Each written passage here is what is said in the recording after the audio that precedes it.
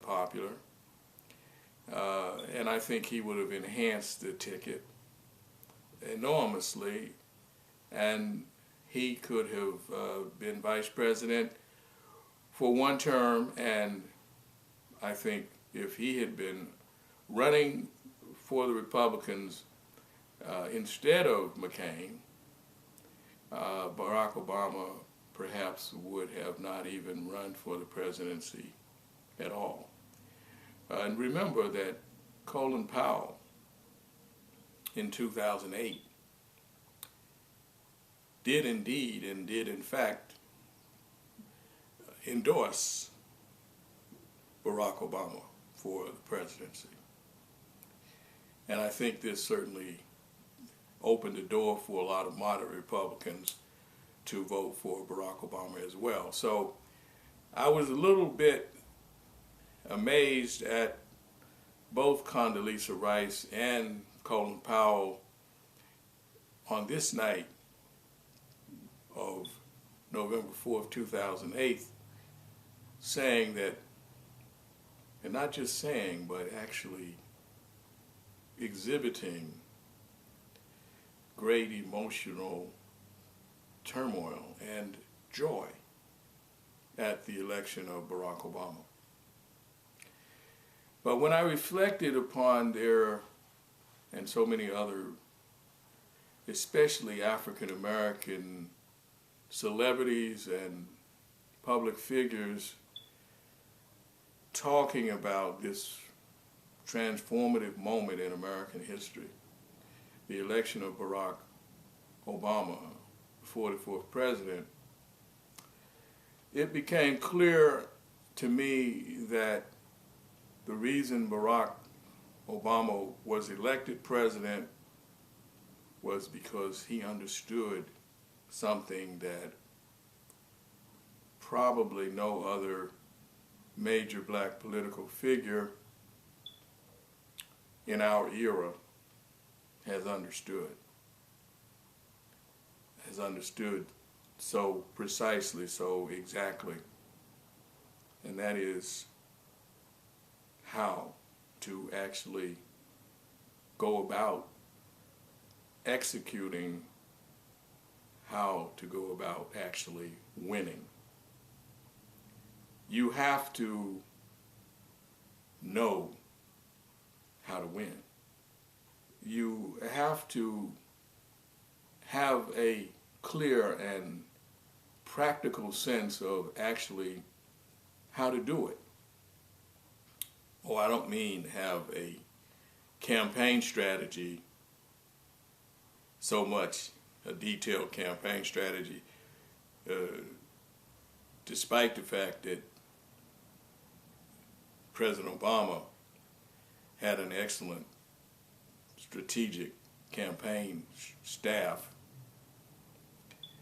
No, that's not what I'm referring to. I'm talking about the fact that President Obama understood the people of America.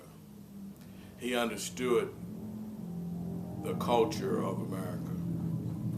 And he knew that he could speak across racial lines. He knew that he could speak to the heart and soul of the American people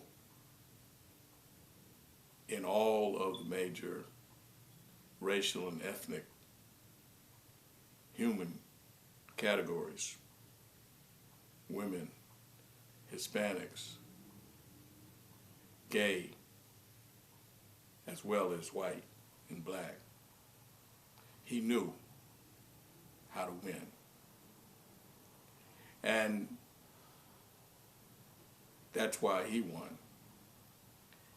And he knew how to win, but he also knew how to beat others at this presidential game. He not only beat Hillary Clinton, but he beat Bill Clinton as well. And he did it on the first try.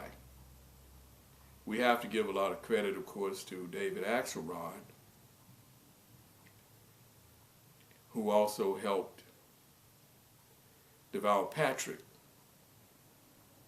become the first black governor of Massachusetts. And prior to that, he made his legend by helping longtime mayor, the first black mayor of Chicago, Harold Washington, successful in his run for the mayor of Chicago in another era, almost. So he had expertise, David Axelrod had expertise along with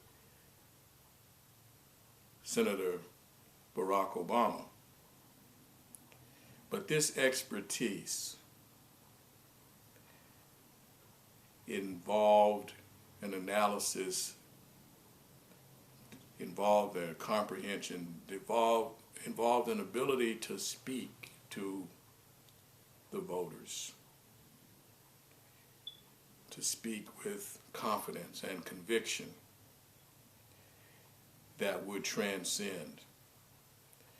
In the past, African Americans have been known to be the greatest athlete or the greatest entertainer. And if racism wasn't invalid, if indeed racism was in fact untrue, it was a myth, it was a fraud, then God would not simply have endowed African Americans with great transcendent gifts of athletic prowess or entertainment skills. So Michael Jackson wasn't the world's greatest entertainer who was African American. Others had previously also been awarded that title. Many of you may not remember the great Sammy Davis Jr. He was really probably the first African American to win that award, but then there was the great Paul Robeson before him. Not only a tremendous actor and opera singer, but also a great athletic star at Rutgers University, as well as an international political figure of the scale and stature of Martin Luther King, W.B. Du Bois, Frederick Douglass. But God did not limit the skills and abilities of African Americans to entertainment or athletics. He was undiscriminating. And so the best scientist, the best brain surgeon, astronomist, financier, or American national politician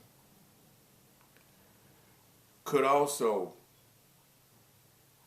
be someone who, male or female, could be an African American.